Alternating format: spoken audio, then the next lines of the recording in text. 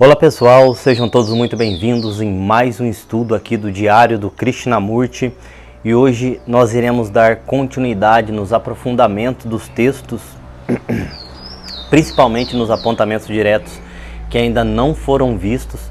Nós já percebemos, várias repetições nos apontamentos, de algumas vivências, e então a gente vai passar um pouco por cima delas e deixar de comentar algumas coisas que a gente já vem repetindo, inclusive sobre a meditação. E eu gosto de ressaltar isso, para não pensar que a gente está pulando algo importante. O problema é que já foi batido demais em algumas questões, E a gente parou lá na página 162 do livro físico, e no segundo parágrafo, do dia 25 de novembro. Então ele começa escrevendo no diário dele o seguinte: o subtítulo que eu coloquei aqui é "A meditação floresce na bondade". Se vier algum insight para fazer algum comentário, eu vou fazer esses comentários. Porém, se não vier esses insights, eu vou deixar para a gente poder discutir em outro momento. Ou melhor, se for muito batido, a gente vai simplesmente passar por cima. Então vamos lá. A meditação floresce na bondade, sem ser a virtude, cujo lento cultivo exige tempo, sem exprimir a respeitabilidade social e sem representar a chancela da autoridade. A beleza da meditação é o perfume de seu desabrochar. Simplesmente a meditação não depende de nada, para que ela aconteça, para que ela ocorra. Muito pelo contrário, ela necessita que tudo isso aqui, desde a responsabilidade social, a autoridade, acabe totalmente. A gente ainda fica preso, sem experimentar o que é a verdadeira meditação. E ele continua: como poderá haver alegria na meditação, se ela provém do desejo e do sofrimento? Como poderá florir se estivermos buscando através do controle, da repressão e do sacrifício? Como poderá desabrochar das sombras do medo ou da venal ambição o desejo de fama? Como poderá florescer a sombra da esperança e do desespero? Tudo isso tem de ser abandonado de maneira espontânea, natural e sem remorsos. Então, não tem como nós entrarmos em meditação enquanto estivermos inseridos nesse fluxo de sofrimento, de sacrifício, de ambição, de desejo, de ser alguma coisa ou de ter alguma coisa. Enquanto isso ainda for vivo dentro de nós, enquanto não compreendermos profundamente esses aspectos, a gente vai ficar preso nisso ainda. Não tem como sair disso, dessa falta de sentido, dessa falta de conectividade entre as coisas, entre as pessoas, falta de espontaneidade entre as relações, que são simplesmente relações de aparência, de personagem. Então eu escolho um personagem, um avatar, e sigo aquele cronograma, aquele condicionamento, para cumprir um papel sem nenhum sentido. E esse papel também traz a destruição, traz desequilíbrio, traz desarmonia para a sociedade. Então, continuando. Então tem que acabar naturalmente, espontaneamente, através da observação, através da autoinvestigação, sem esforço, sem sacrifício e sem a volição, sem o desejo, sem a vontade. Então tudo isso tem que estar ausente. Se a gente espera algo disso aqui, deste trabalho, ou de práticas de meditação, é porque ainda a gente está buscando. Isso tem que cessar, isso tem que acabar, de dentro para fora. A meditação não pretende levantar muros de defesa e resistência para em seguida fenecer. Tampouco foi ela talhada segundo o método ou sistema.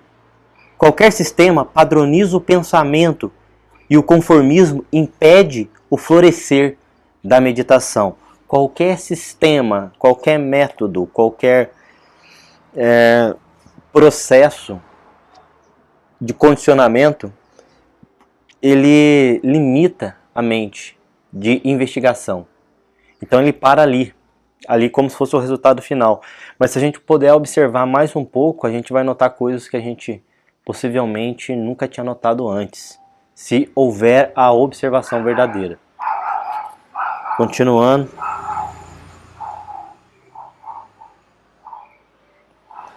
Para que ela desabroche, é preciso haver liberdade e a morte daquilo que é. Sem liberdade não há autoconhecimento, e sem autoconhecimento não existe meditação. Então, primeiro é preciso haver liberdade de tudo isso que a gente citou atrás, né? Do sistema, dos métodos, dos processos, principalmente processos psicológicos, processo de melhoria psicológica e melhoria também material, que no fundo é a mesma coisa. Só que a psicológica, ela é um pouco mais sutil, ela é um pouco mais ilusória e ela engana mais as pessoas, né? As práticas, as técnicas. Então a gente tem que tomar cuidado, porque as pessoas entram num fluxo achando que aquilo que é realidade, aquilo que a mente dela está criando através de prática de meditação, de respiração, de asana, e a partir disso, aquilo se torna uma crença muito forte para a pessoa. Tem significado muito forte. E o que a gente tem, a gente nesse trabalho, sempre que passa por experiências, por coisas que fora do padrão normal do psicológico, desconfie, porque a maioria das experiências são criadas pela mente. Por isso que eu sempre falo, desconfie das experiências. O estado de não ser é algo totalmente fora do padrão, fora do comum, e não dá para ser associado com nenhuma figura religiosa, linguística, que quer trazer uma expressão mais forte do que é a realidade, sendo que se a realidade é inexprimível, não pode ser dita, não pode ser demonstrada, a gente deve jogar fora todos esses conceitos, porque isso limita a investigação, né?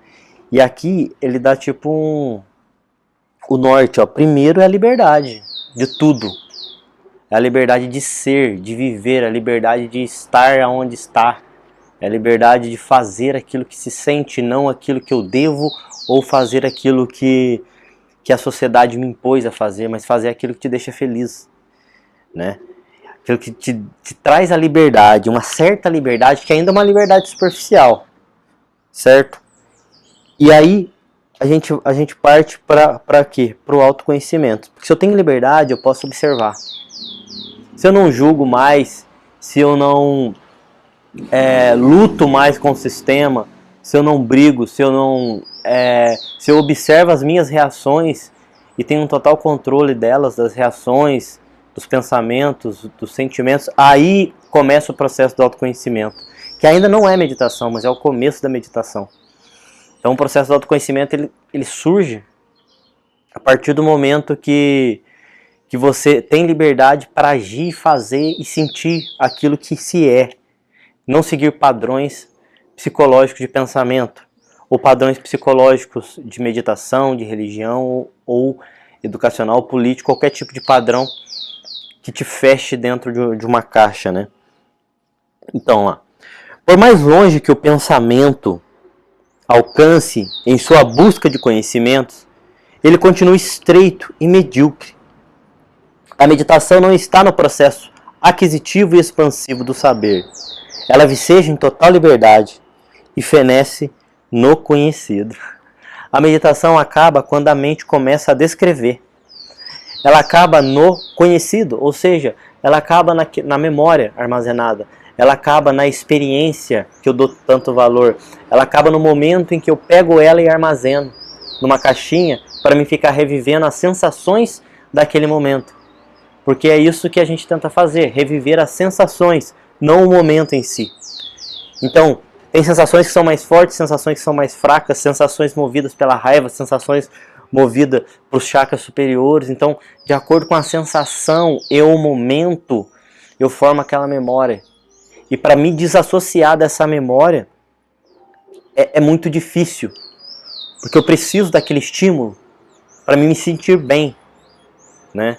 Então eu vou precisar de certo estímulo de relacionamento, certo estímulo de droga, certo estímulo de entretenimento para me sentir bem. porque eu tenho sensações associadas com símbolos, né? E isso crava não só na nossa mente, mas no nosso físico. A gente carrega memórias por todo o corpo, pelas células do corpo, né? Por todas as células tem memória. E essa coisa de armazenamento. Mas o que a gente deve fazer é observar esse padrão, esse funcionamento, aonde nós armazenamos a nossa memória e como essas memórias elas nos influenciam, a maneira que elas nos influenciam. É muito importante a gente compreender isso, mas somente através da observação direta e os insights que surgem das observações diretas, que são essas quebras, que também não tem significado, que também não tem padrões, que também não segue um sistema, que também não dá para ser descrito. Como isso acontece, né? É uma modificação, uma mutação instantânea. Assim como a neurociência já falou dessa modificação da neuroplasticidade do cérebro através das práticas de meditação, né, o aumento da massa cinzenta e um controle subjetivo das emoções, como tudo isso já é comprovado e tem mais de 2.500 artigos científicos falando sobre isso, sobre os asanas, sobre respiração, sobre meditação. É interessante perceber que o que os mestres trazem não é tão absurdo.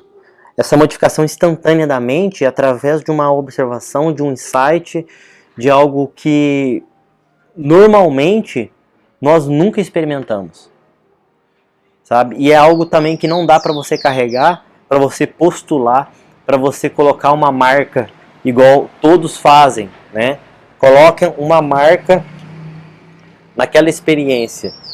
E isso vira uma igreja, isso vira uma religião, isso vira um método, um sistema, né? Então, primeira coisa, desassociar de tudo que nós conhecemos quando há essa quebra. Peço desculpa, gente, aí vocês viram que hoje eu decidi gravar aqui fora, né, fazer algo um pouco diferente, e vou tentar tirar um pouco esses ruídos aí, mas o importante é a conexão, não a concentração. Lembra? O importante não é concentrar naquilo que eu estou falando, mas se abrir para aquilo que é dito em todas as relações. Não é a concentração, o foco em algo que me interessa, mas se abrir para todas as relações.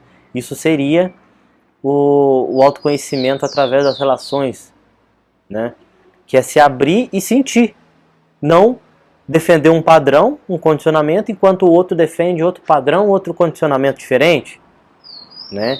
E se dá bem em coisas que nós somos, que nós temos afinidade, que nós gostamos, hobbies, não é isso, mas é relacionar em todas as situações, mesmo que vai contra o seu condicionamento.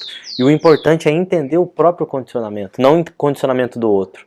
O condicionamento do outro às vezes é mais percebível para quem está de fora, mas para você não tem importância alguma. Então é importante que nós olhamos para o nosso condicionamento e desassociemos das memórias do nosso passado, principalmente, de tudo que nós vivemos. Isso não é importante. O importante é observar como eu me sinto em relação a essas imagens, a esses símbolos, e como eles afetam a minha realidade até hoje. A gente conseguir compreender, né, como esses símbolos, esses aspectos de controle mental, eles se apossam da gente, quem sabe a gente possa pôr um fim nisso, né? Então, dando continuidade aqui, então a meditação ela fenece no conhecido. Quando a mente começa a querer identificar, começa a querer agarrar, pronto, acaba, né? Agora tem um pedaço aqui que inclusive o Flávio ele me mandou, né, do dia 26 de novembro, que eu achei bastante interessante. Então eu vou pular a parte da experiência e vou ler só o comecinho e o segundo parágrafo do dia 26 de novembro da página 163. A extrema nobreza de seu porte esguio e elevado não conseguia esconder a fútil agitação da respeitabilidade. Isso aqui está no primeiro parágrafo, tá? Ela existia em completa solidão, sem jamais ter conhecido outra realidade. Permanecia solitária até a hora de sua morte ou de seu completo aniquilamento súbito. Ele está falando aqui, né, da futileza das coisas, da superficialidade das coisas que nós não conseguimos esconder de maneira alguma. Nós somos assim, nós demonstramos isso nas nossas atitudes, como que nós vivemos num símbolo na nossa cabeça, como que nós vivemos presos, né, nesse condicionamento. Então, para ele, a agitação da respeitabilidade, os movimentos sociais são fúteis. É isso que ele quer dizer. Todo movimento social é fútil e é superficial e as pessoas não percebem. E gera cada vez mais problema. E só em observação profunda a pessoa consegue perceber isso.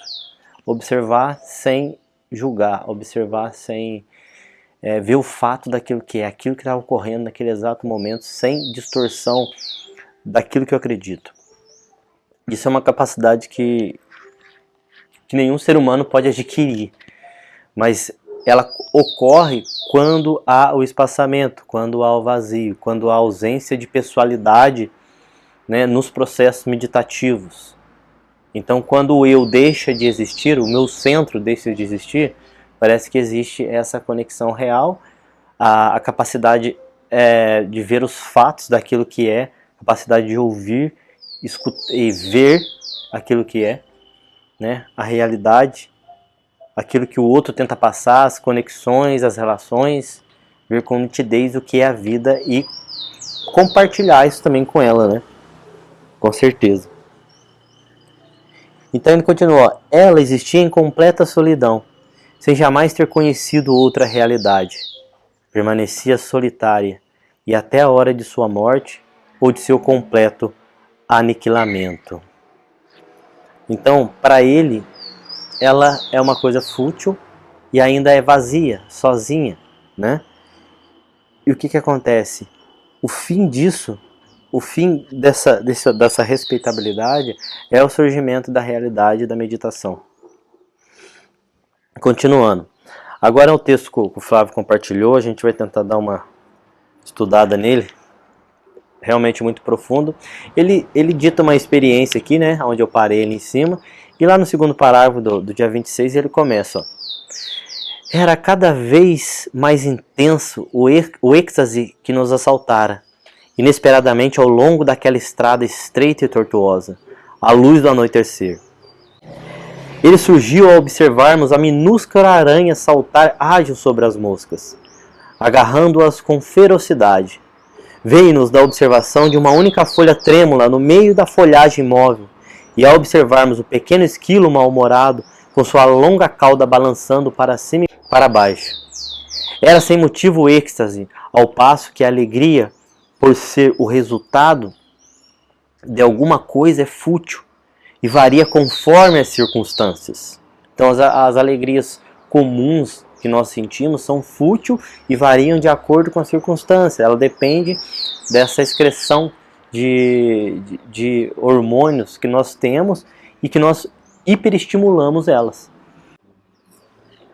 Esse estranho e inexplicável êxtase crescia sempre de intensidade, e o que é intenso jamais se brutaliza. Ainda que dócil e flexível, era extremamente apaixonado. Não se trata do arrebatamento vigor da energia física concentrada, nem de um produto do pensamento em busca de um ideal ou absorto em si mesmo. Tampouco se refere a um sentimento elevado, pois este não está isento da causa ou da finalidade. Era um êxtase gratuito, livre de contração, que é a única barreira da energia total. De origem e evolução espontânea, parecia uma força alheia ao nosso controle e desejo. Não podíamos opinar sobre a matéria. Havia incrível delicadeza daquela crescente energia. A palavra delicadeza está deturpada, sugere sua fraqueza, preguiça, hesitação, incerteza, timidez, um certo medo e assim por diante. Mas não era nada disso.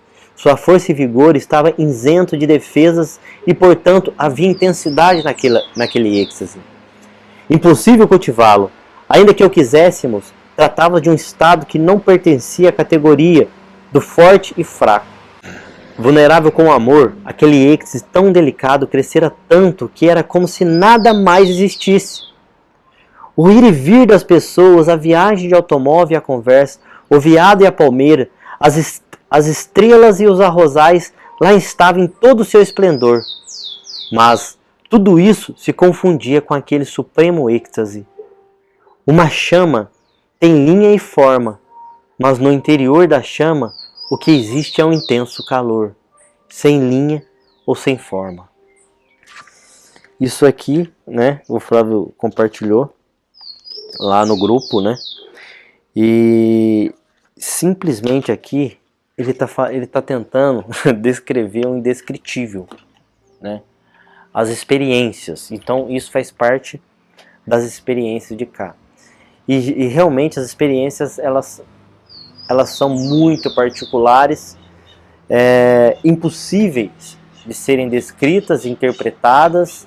O que eu poderia comentar desse texto é que nós, por sermos obcecados por sensações, por experiências, por preenchimento desse medo, desse vazio, desse buraco que é a realidade, a vida, porque é como se nós tivéssemos que atravessar um portal antes para conhecer a realidade.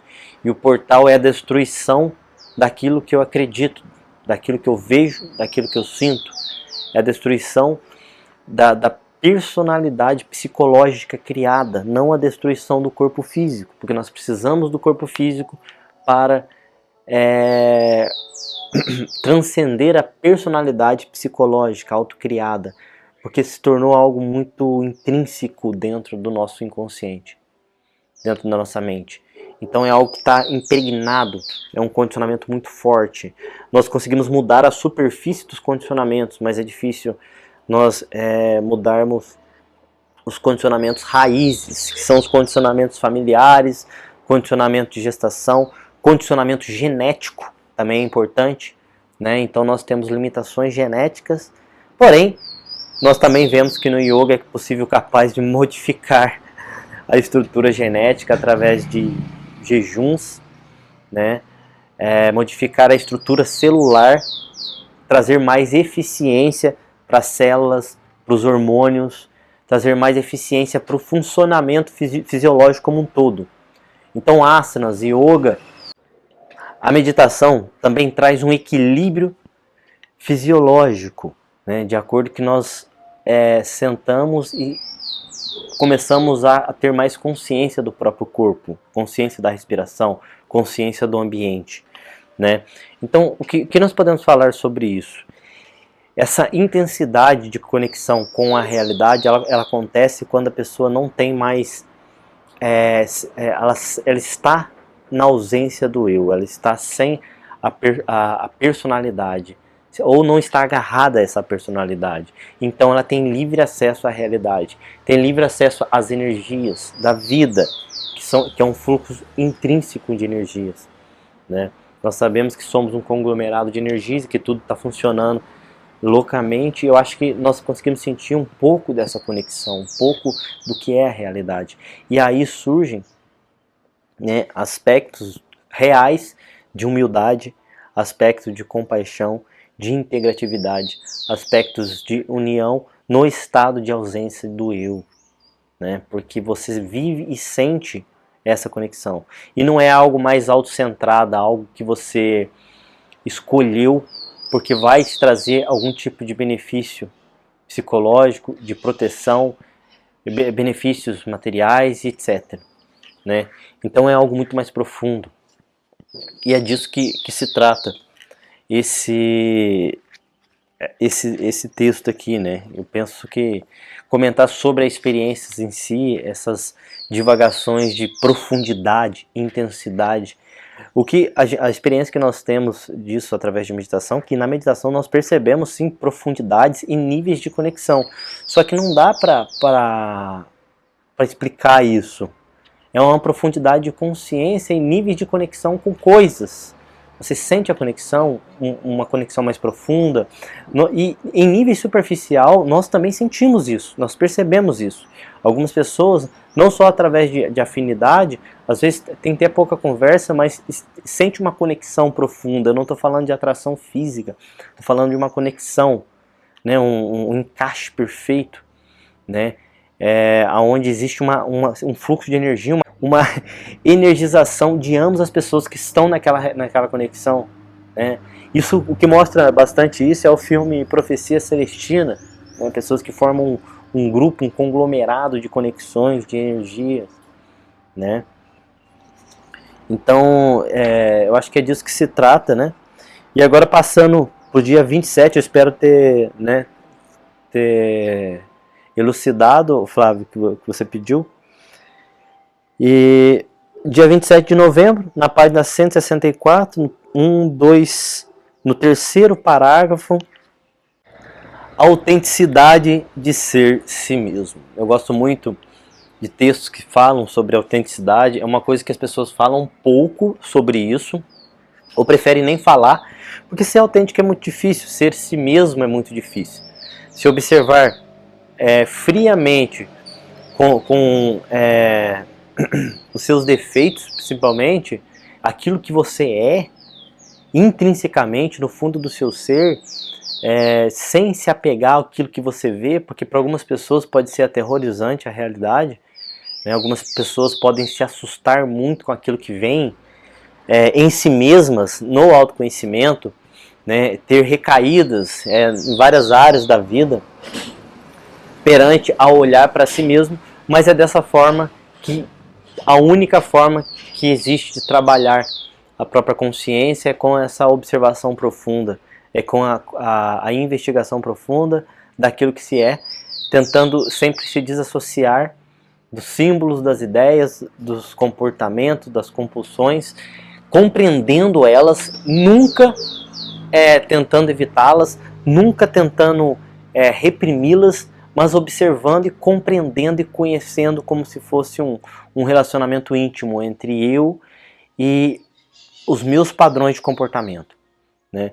Então, observando os meus padrões de comportamento, padrões de pensamento, de condicionamento, interesse, desejo, medos, observando simplesmente sem interferir no processo de observação de nenhuma forma, com nenhum tipo de mentalização, com nenhum tipo de ideia, com nenhum tipo de querer, com nenhum tipo de desejar, com nenhum tipo de sentir, mas só olhar, né? Um olhar simplesmente desapegado, sem buscar nada, querendo compreender e conhecer. Simplesmente. Dali pode surgir um insight, pode surgir um espaçamento, pode surgir uma abertura, né? Somente desses momentos podem surgir esse espaçamento. Enquanto houver a interferência, tanto mental quanto psicológica, nos processos de autoconhecimento, ainda estamos na dualidade, sofrendo as consequências do que é o conflito individual e coletivo, né? Então, a ideia não é fugir do conflito individual ou coletivo, é compreender o conflito dentro de cada um. É isso que ele traz sempre para resolver a violência dentro de cada um. Então, é dessa forma, tentando resolver esses conflitos internos, que nós conseguimos não fixar, mas ter flexibilidade para ser cada vez mais espontâneo, né? Eu acho que espontâneo é o pontapé inicial. Para se conhecer tem que ser espontâneo. Então o que é ser espontâneo? É perceber e não agir de acordo com um condicionamento implantado. Ou um condicionamento implantado pela sociedade ou condicionamento auto-implantado. É perceber esse condicionamento auto-implantado. Por exemplo, se desde moleque eu escolho um condicionamento, algo que eu goste, implante isso na minha mente, então eu preciso compreender esse implante, aquilo que foi implantado, aquilo que foi condicionado, para que ele se dissolva ou que haja um certo espaçamento, um certo afastamento daquele condicionamento, né? Então, somente observar, ver, olhar para compreender. Então, autenticidade de ser si mesmo. Como é estranho o desejo de se exibir ou de ser alguém. Invejar é odiar. E a vaidade corrompe, né? Então, nós colocamos diversos significados em sentimentos diferentes, interpretamos de várias formas. Mas quando nós olhamos para o fato, nós vemos que a inveja é odiar, que ele afirma aqui. Né? É uma forma de ódio, né? Que vem do medo, que vem da falta, que vem da escassez, que vem da necessidade. Mas não só isso, né? A admiração também é uma forma de inveja sutil, é aquela forma de inveja socialmente aceitável.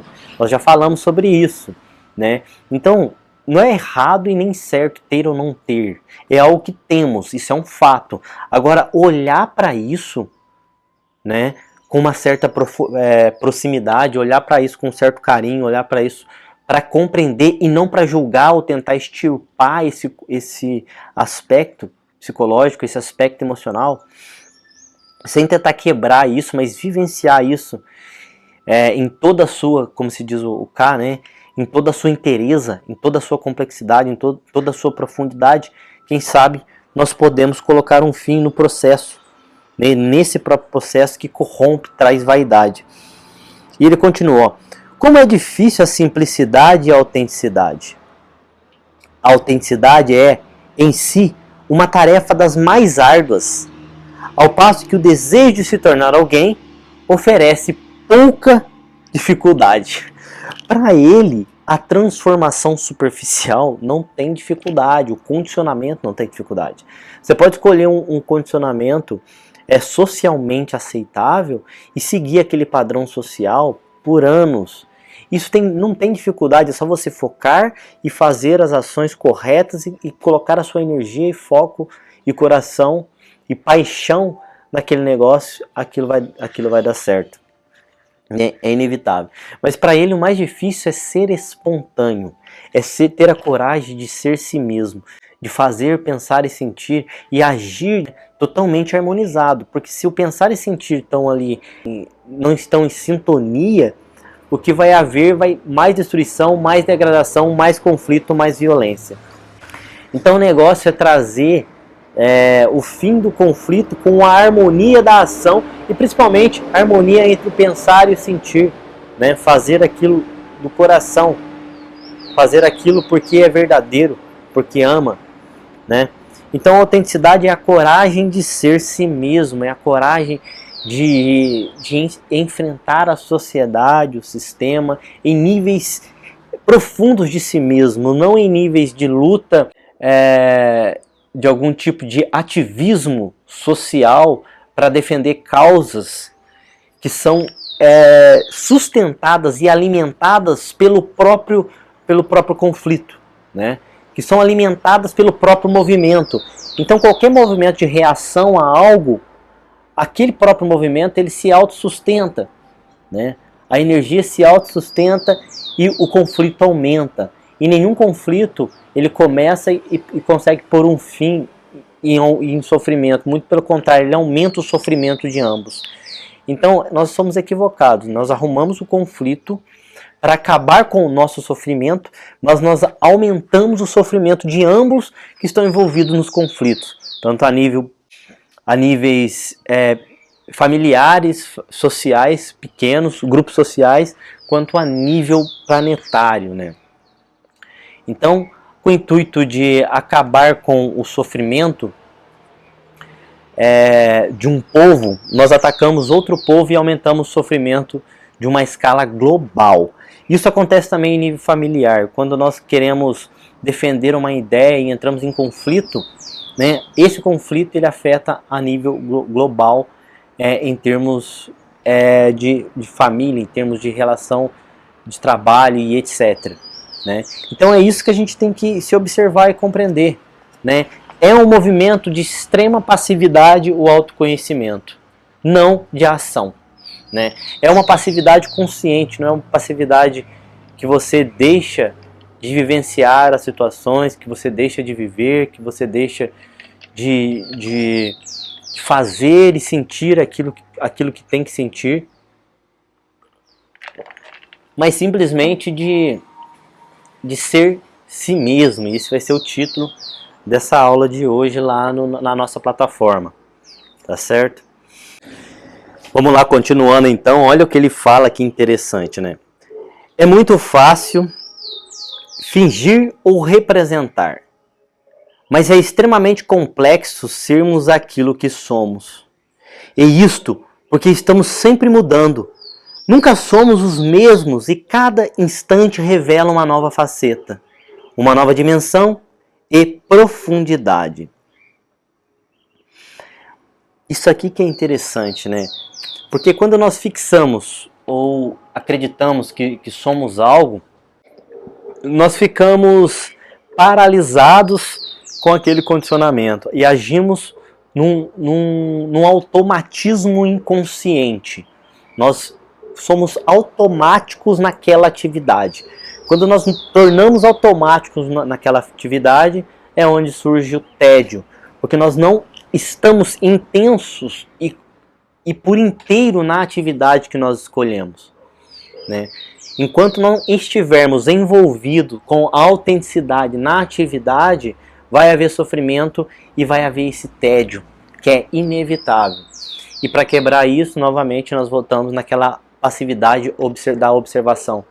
Passiva não reativa, onde nós olhamos e tentamos captar algo profundo, algo verdadeiro deste processo, daquela coisa que estamos experimentando. Então, outra coisa que ele ressalta é da mutação de todas as coisas, né? Que todas as coisas estão mudando o tempo todo e principalmente em cada segundo que a gente olha, o ser nunca é o mesmo, né? Cada segundo que vocês olham essa aula, cada segundo que vocês olham ao seu redor, cada segundo que vocês olham para a pessoa que vocês se relacionam, ela se transforma. Mas nós não lidamos com essa transformação, essa mudança. Nós nem percebemos. Nós lidamos com a imagem do símbolo que ela representa para mim, né? E se ela quebrar esse símbolo, eu sofro. Entendeu? Continuando. Não podemos ser todas essas coisas ao mesmo tempo, pois cada instante traz consigo algo novo. Portanto, se formos inteligentes, abriremos mão da pretensão de sermos alguém em alguma coisa. Então, é o primeiro start da inteligência, é deixar de ser algo, né? Podemos estar certos que somos muito sensíveis, e eis que um incidente ou um pensamento fugaz nos mostra o contrário. Ou então podemos considerar-nos talentosos, cultos, de agudo senso estético e dignos, mas, de repente, ao dobrarmos uma esquina, percebemos o quanto somos ambiciosos, e no entanto, desejamos a continuidade e a permanência daquilo que nos traga lucro ou prazer. Então, a ambição, basicamente, é querer dar continuidade nos processos de sensação, né, e de poder. Então, eu quero ser sempre mais poderoso e sempre quero ter sensações boas. Isso me dá um senso de existir, isso me traz um senso e de indestrutibilidade, continuidade, mas na verdade o que acontece é um processo de mudança e transformação o tempo todo, né? Em termos físicos, em termos psicológicos, em termos energéticos. Então está tudo mudando e modificando o tempo todo. E perceber isso através da observação é meditação, é inteligência, é integração. É todas essas palavras bonitas que a espiritualidade traz, mas de uma maneira que elas, até a própria palavra deixa de existir, porque ela não é importante no processo. As palavras não são importantes no processo, né? A gente volta a falar e a repetir isso aqui, né? Para ficar claro. Então, continuando aqui, enquanto buscamos o lucro e o prazer, todas as demais formas do nosso ego não cessam de exigir preenchimento. Então, é como se eu precisasse mais de lucro e mais de prazer. Isso já é psicologicamente, tem experimentos que demonstram o funcionamento desse processo em nós, é muito interessante. E eu vou ver se eu compartilho com vocês aí em breve. Então, tornamos assim um campo de batalha, onde a ambição, trazendo prazer e dor, sai vitoriosa, com sua inveja e medo. A palavra amor serve para manter as aparências, para garantir a respeitabilidade à instituição familiar. Porém, nós nos vemos enredados em nossos próprios compromissos e atividades, isolados, ansiando por reconhecimento e fama. Nós e a nossa pátria, nós e o nosso partido, nós e nossos misericordiosos deuses. Isso aqui, gente, é só a gente olhar para a nossa vida, cada um olhar para si mesmo, para perceber, né, essa futilidade do movimento social, a futilidade do nosso movimento em busca do prazer e em busca do alimento para o nosso ego autocentrado, né? Aquela personalidade central que quer controlar o ambiente, pessoas e situações através do seu medo, né?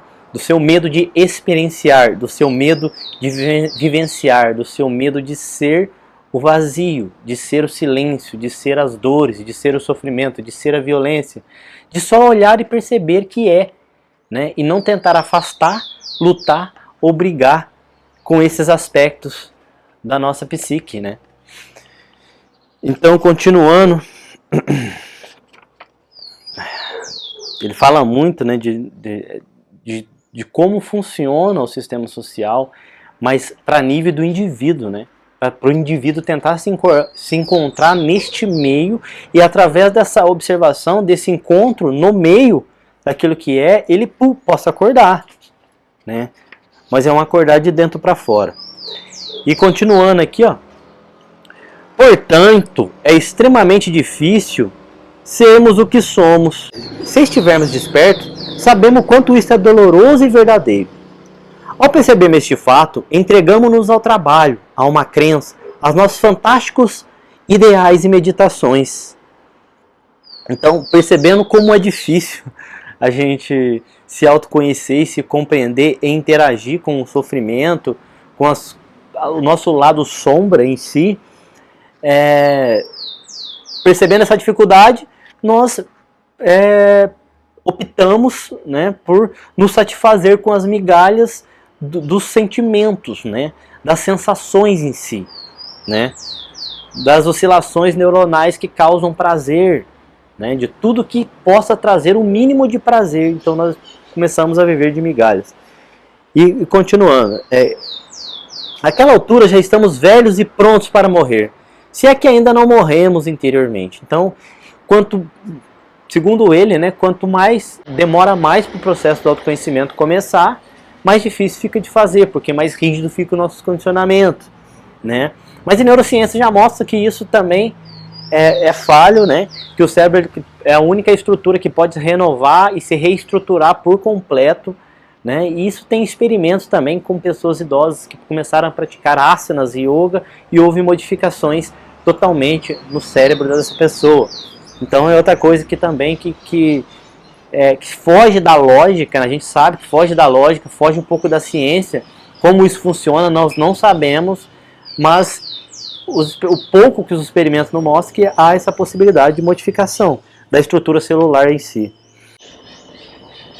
Deixar tudo isso de lado, libertando-nos da contradição e do eterno sofrimento e renunciar a qualquer forma de preenchimento ou realização pessoal, é o que de mais natural e inteligente nos cumpre a fazer. E é o mais difícil, gente. É o mais difícil. É cada um poder se libertar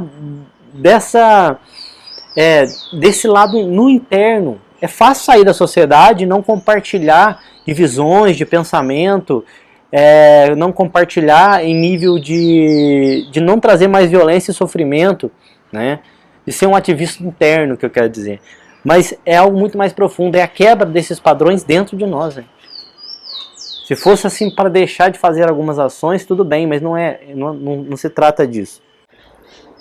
Mas para que procedamos assim, para que deixemos de ser alguém, é preciso desvendar a nossa face oculta, expô-la sem medo, a fim de a compreendermos. Então, desvendar a face oculta é trazer à tona aquilo que nós não queremos ver. É isso. Meditação é isso.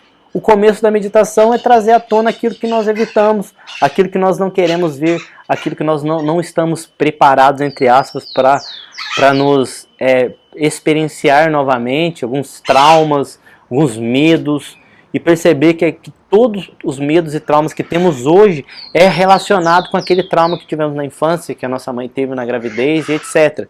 Né? E também, a gente não pode negar também que tem as memórias celulares, né? Que é de tudo que os familiares vivenciaram também, de certa forma, formam um padrão.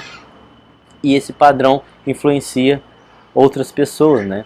Tanto na ciência quanto na pseudo, é discutido, né, com o mesmo intuito, né, com visões diferentes. Então vamos lá.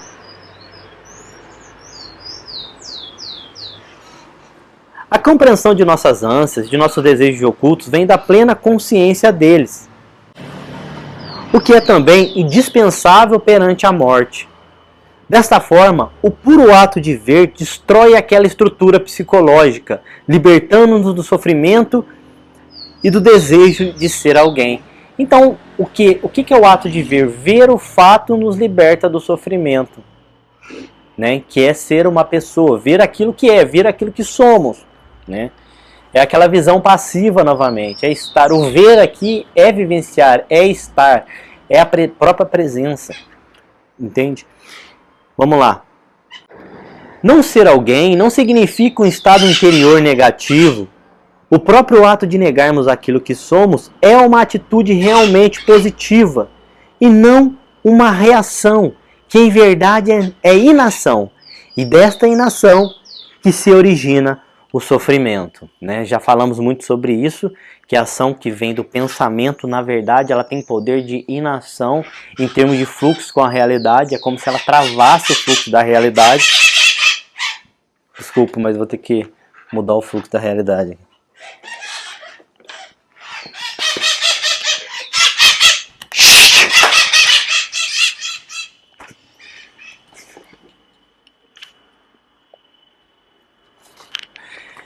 E a ação que vem do sentimento, né, a ação direta que vem do fato, é a verdadeira ação. Nem mesmo que essa ação seja não fazer nada. E continuando. Em tal negação reside a própria liberdade. Dessa ação positiva nasce incrível energia. Ideias e pensamento dissipam energia. Ideia é tempo. E viver no tempo é viver na desintegração e no sofrimento. Olha, da ação positiva que nasce a verdadeira energia do que é a própria realidade, que nasce o estar, o interagir, o integrar, que nasce o ver e o vivenciar com profundidade. Né? Algo que algumas pessoas já vivenciaram, já tiveram isso, mas que ainda não foi capaz de dissipar por 100% o sofrimento. Então é possível que haja uma quebra total e profunda daquilo que nós pensamos que somos.